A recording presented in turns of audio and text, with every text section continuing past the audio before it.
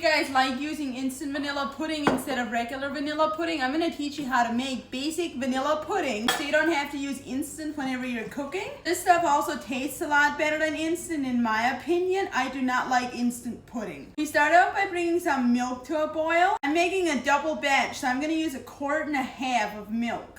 I'm going to keep some of it aside for paste, and we're going to put the rest on the stove so it can come to a boil. My mom taught me to make this pudding when I was a very young girl. I say maybe 5 years old, and I've been making it for ages. I did not know she had a written down recipe with it until I was in my teen years, because she always just taught us how to make it out of our mind. For the paste, we need some egg yolks. I don't know what you want to do with the whites, but you don't need to keep them. Once you have your yolks separated from the whites, whisk the yolks up a little bit. Then we're going to add our sugar in there. I'm using raw sugar because my mom taught me to use raw sugar instead of white sugar. I'm just going to whisk that in a little bit. When I was a little girl, I always had such a hard time making this paste that it isn't lumpy. But I've made it often enough now that I don't have a problem with it at all. Add your flour, and here's where it would usually get lumpy for me, but the secret to it is to just gradually whisk the rest of your milk in instead of dumping it all in and then trying to whisk it in. We're also going to add some salt. Just add a little bit of milk and start whisking. It might get pretty stiff, but that's what you want so it doesn't get lumpy. You want to gradually add the milk. Once your milk comes to a boil, make sure it doesn't boil over because that happens way too often for me. We're going to whisk our paste in there really fast. Keep it over the heat, keep whisking it until it comes to a boil and turns nice and thick.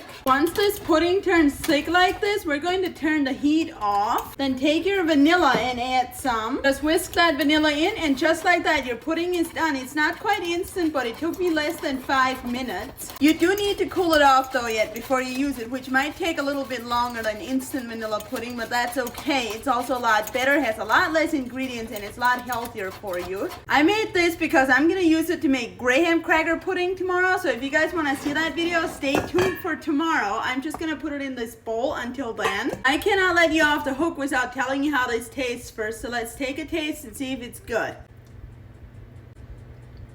It is delicious. When I was a very little girl, I used to think the store-bought stuff is a lot better, the instant vanilla pudding. The older I got, the less I like that stuff, and now I can't eat it. I don't know why, it just tastes so fake. This stuff is delicious. If you guys want to try making it yourself, it's on page 3 of the cookbook under Basic Vanilla Pudding. The cookbook is on my website, socialsbylavina.com, which I have linked over here on my profile, or depending what platform you're on, it might be in the caption of this video. If you want to see the graham cracker pudding I'm making, come back tomorrow. Enjoy!